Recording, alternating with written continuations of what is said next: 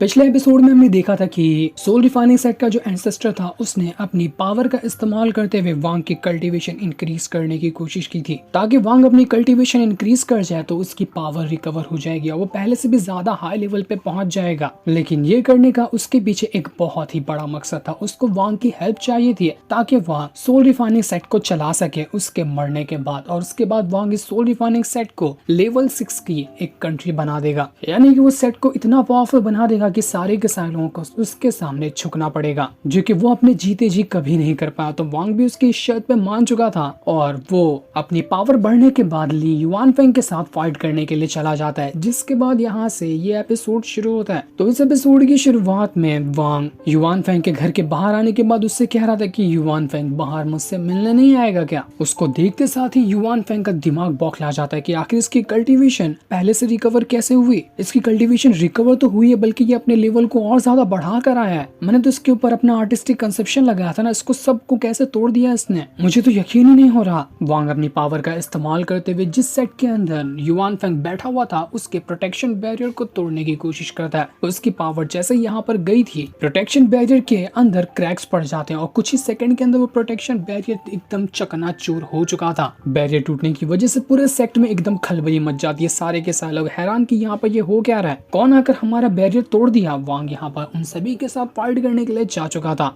जितने भी बंदे यहाँ पर मौजूद थे सेट के अंदर वो सभी अपनी पावर को रेडी करने लगते हैं ताकि वांग के ऊपर हमला कर सके। सभी का अटैक यहाँ पर रेडी हो रहा था, लेकिन वांग यहाँ पर अपनी पावर को और ज्यादा बढ़ाना शुरू कर देता है। वो अपनी फ्यूजन बॉडी के अंदर तो था ही। फ्यूजन बॉडी उसी को कहते हैं जब उसकी ओरिजिनल और क्लोन बॉडी आपस में मर्ज होती है ना, तो उसको फ्यूजन बॉडी कहा जाता है। तो वो अपनी फ्यूजन बॉडी की पावर को इंक्रीज करते हुए एक और भी ज्यादा स्ट्रॉन्ग अटैक रेडी कर रहा था। और जैसे वो अटैक यहाँ पर रेडी करता है, सेट के जितने भी बंदों ने अपना जो अटैक रेडी किया था वो सब अटैक 1 सेकंड के अंदर खत्म हो जाता है और पूरी लाशें बिछ चुकी थी हर एक इंसान की। आधे से ज्यादा लोग तो बस ऐसे ही वहां पर मारे जा चुके थे। वांग यहाँ पर ये देखकर बड़ा ही खुश था कि अरे वाह, मेरी फ्यूजन बॉडी तो पहले से भी ज्यादा मस्त तरीके से काम कर रही है। ओरिजिनल और क्लोन बॉडी को मर्ज करने के बाद क्या ही कमाल की पावर मिली। दोनों अपनी पावर को मिलाते हुए मेरी फ्यूजन बॉडी की पावर को इंक्रीज कर रहे हैं। सबकी तो यहाँ पर वाट लग चुकी थी, लेकिन युआनफेंग अभी तक के अपने घर के अंदर घुसा हुआ था। वो डर के मारे बाहर नहीं आया था। तो उसको बाहर लाने के लिए वांग जैसे जमीन पे पैर मारता है उसका पूरा का पूरा घर और पूरा सेक्ट यहाँ पर बर्बाद होने लग गया था। बस एक पैर मारने की वजह से यहाँ पर भूकंप आ जाता है, जिस वजह से सब कुछ तहस नहस हो चुका था। अब तो कैसे भी करके युआनफेंग को बाहर आना ही पड़ेगा। और हाँ, बिल्कुल वो बाहर आ ही जाता है। बाहर आने के बाद वो वांग से कह रहा था कि तूने तो फाइनली अपना ट्रांसफॉर्मेशन ऑफ गॉड लेवल के लेट स्टेज को अचीव कर लिया, लेकिन ज्यादा खुश होने की जरूरत नहीं है। आज मैं तुझे जान से मारूंगा और जिस भी मेथड की वजह से तूने अपनी पावर को बढ़ाया ना, वो मेथड भी छीन लूंगा। तू मुझे मारने नहीं आया बल्कि तेरी मौत तुझे खुद यहाँ पर लेकर आई है। इसके बाद वांग गुस्से में सीधा का सीधा युआनफेंग के ऊपर एक अटैक कर देता है। तो युआनफेंग अपने अटैक को बाहर निकालते हुए वांग के अटैक को रोकने की कोशिश कराता है, लेकिन एक ही पंच में उसका अटैक वहाँ पर खत्म हो जाता है। वो जो युआनफेंग था वो यहाँ पर वांग से कहता है कि देख, तेरी मुझसे दुश्मनी है ना, तो ठीक है, हम दोनों ही सिर्फ यहाँ पर फाइट करेंगे। मेरे सेट के जितने भी बंदे हैं उनको मत मार तू, उनको पहले यहाँ से जाने दे। तो वांग भी यहाँ पर उसकी इस शर्त पे मान चुका था। युआनफेंग अपने सेट के सभी बंदों को यहाँ से कम 1000 माइल दूर भेज देता है ताकि अटैक का ऑरा भी उन तक ना पहुंच सके। इसके बाद तो युआनफेंग ने अपने अटैक को और ज्यादा पहले से भी मजबूत तरीके से बनाना शुरू कर दिया था ताकि वो वांग को मार सके। वो किसी तरह के अजीबोगरीब स्टोन को समन कर लेता है, जो सारे के सारे स्टोन पूरे एरिया को घेर लेते हैं। वो स्टोन किसी ड्रम की तरह थे और वो जब ड्रम को बजाना शुरू करता है तो उससे निकलने वाली धुन यहाँ पर एक भूकंप क्रिएट कर रही थी। वांग के दिल में तेज धड़कन होने लग जाती है। इस चीज को सुनकर उसका कान भी फट रहा था और उसका दिल भी मानो फट जाएगा, इस तरह की वो धुन थी। लेकिन वांग अपनी पावर का इस्तेमाल करते हुए अपनी बॉडी को स्टेबल रखने की कोशिश कर रहा था ताकि उस धुन का असर उसके शरीर पे ना हो। असर नहीं होगा तो उसको कोई नुकसान भी नहीं होने वाला है। वांग का सबसे मेन टारगेट था उसकी सोल को बचाना। तो सोल ने तो अपना पहले ही कान बंद कर लिया था कि भाई मुझे ये सुनना ही नहीं है। तो अब वांग को किसी चीज का डर नहीं था। उसके बाद तो वो अपनी पावर को बढ़ाते हुए अपना एक स्ट्रॉन्ग ऑरा का फॉर्मेशन बना लेता है। ये एक प्रोटेक्शन शील्ड की तरह काम कर रहा था और वो धुन उस तक अब पहुंच नहीं पा रही थी। जिस जिस वजह से युवान फेंग का अटैक खराब होते जाता है। ये देख के युवान फेंग हैरान रह गया था कि आखिर तेरे ऊपर मेरे धुन का असर क्यों नहीं हो रहा। लेकिन थम जा तू, मेरे पास खाली धुन नहीं, मेरे पास और भी कई सारे अटैक है जिसको मैंने खास तेरे लिए तैयार किया है। इसके बाद वो किसी अजीब से टाइगर जैसे मॉन्स्टर को बाहर निकाल लेता है। आधा उसका शरीर पूरा मॉन्स्टर जैसा और उसका चेहरा टाइगर जैसा, वो पूरा बना था बर्फ से। और ये भी एक पावरफुल सोल होती है, बिल्कुल ठीक उसी तरह की जिस तरह की रेड बटरफ्लाई ने भी वांग से फाइट के दौरान बनाया था। उसी तरह की सोल यहाँ पर ली युआन फेंग ने भी अब बना लिया था वांग के ऊपर हमला करने के लिए। लेकिन वांग भी ठहरा यहाँ पर पावरफुल, वो अपनी पावर को एक्टिवेट करना शुरू कर देता है। और जैसे उसने अपनी पावर को एक्टिवेट करते हुए पूरी ताकत के साथ एक ही घसीट के लात क्या मारा था कि वो जो टाइगर वाला मॉन्स्टर था वो फट कर जमीन के नीचे ही धंस जाता है। एक लात उसका काफी था उसकी वाट लगाने के लिए। लेकिन वांग यहाँ पर भी नहीं रुकता। जैसे वो जमीन के अंदर धंसा था, वांग यहाँ पर लात घूसे की बारिश शुरू कर देता है। और ठीक उसी तरह से जैसे कि रेड बटरफ्लाई का जो वो मॉन्स्टर था उसकी सोल से जुड़ा हुआ था, ये वाला मॉन्स्टर भी युआन फेंग की सोल से जुड़ा होता है। मॉन्स्टर को अटैक लगेगा तो युआन फेंग की हालत वैसे ही खराब होगी। तो वांग मॉन्स्टर को कुत्तों की तरह मार रहा था। इस वजह से युआन फेंग भी खून की उल्टियां करते हुए नहीं थकता। मॉन्स्टर को लाकर तो युआन फेंग ने और बड़ी गलती कर दी। वांग को और अच्छा मौका मिल चुका था ली युआन फेंग को कमजोर करने का, तो वो मार मार कर उस मॉन्स्टर की धज्जियां उड़ा देता है। और उसी के साथ साथ जितने भी ड्रम उसने बनाया था जो वांग को अपनी धुन की मदद से तकलीफ दे रहे थे, एक ही मुट्ठी बंद करते हुए सारे के सारे ड्रम को वांग ने डिस्ट्रॉय कर दिया था।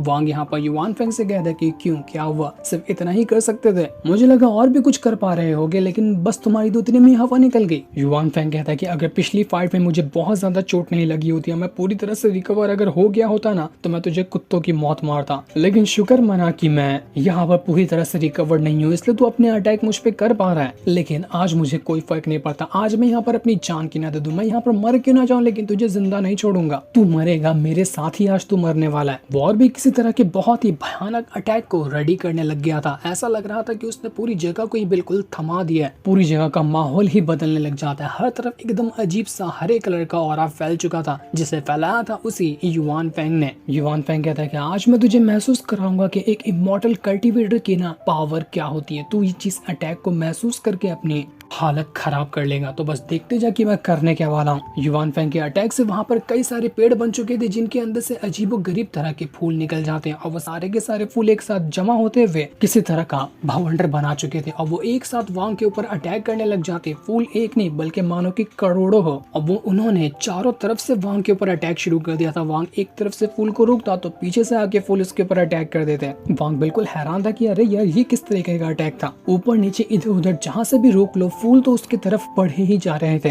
युआन फेंग अपने अटैक को और ज्यादा पावरफुल बनाते हुए और ज्यादा फूल को वांग की तरफ भेजे जा रहा था। वांग तो बस उन फूलों से बचने की कोशिश कर रहा होता है क्योंकि वो इस अटैक के लिए बिल्कुल ही रेडी नहीं था। बिल्कुल अनोखा अटैक था उसके लिए ये। पर फिर भी वांग यहाँ पर अपनी पावर की मदद से उन अटैक को रोकने की कोशिश कर रहा था। वो फूल को डिस्ट्रॉय करता, लेकिन जहाँ जहाँ उसको फूल टच होते वो जगह वांग के शरीर की जमते जाती, मानो की बर्फ हो उस फूल के अंदर। और जहाँ वो टच करेगा उस शरीर के हिस्से को पूरी तरह से जमा देगा। जितने भी फूल थे अब वो यहाँ पर एक बहुत ही जायंट फूल का रूप धारण कर लेते हैं। और वो पूरा का पूरा जायंट फूल गिर चुका था वांग के ऊपर ही। यहाँ पर युआन फेंग कहता है कि क्यों, देखा ना, अब तो यहाँ पर तेरी कब्र भी बन गई। मैंने तेरे पर फूल गिरा दिया, तू जमीन के अंदर धंस गया होगा और मैंने तुझे दफना भी दिया। आज यही जो जमीन है ना वो तेरी कब्र बनेगा। बहुत उछल रहा था तेरा, तो बड़ी आसानी से खेल खत्म हो गया। मैं हूँ ली युआन फेंग, मेरे सामने कौन ही टिक सकता है, झुक के रहना पड़ेगा मेरे आगे। पर तभी फूल में हलचल होती है और ऐसी हलचल हुई थी कि फूल फट जाता है पूरा का पूरा। और उसके अंदर से वांग पूरे एटीट्यूड के साथ बाहर निकल कर आया था। उसको कुछ हुआ ही नहीं था इस अटैक से। वांग कहता है कि क्या हुआ, इस मामूली से फूल से तुझे लगा कि मैं मर जाऊंगा? थोड़े अच्छे सपने देखा कर, ये क्या अटैक था बच्चों जैसा। मुझे लगता है ना कि मैं अच्छे ही तुझे अटैक सिखाने पड़ेंगे कि किस तरह से अटैक किए जाते हैं, वरना तेरे बस की कुछ ना है, तू कुछ नहीं कर सकता। इस चीज को देखकर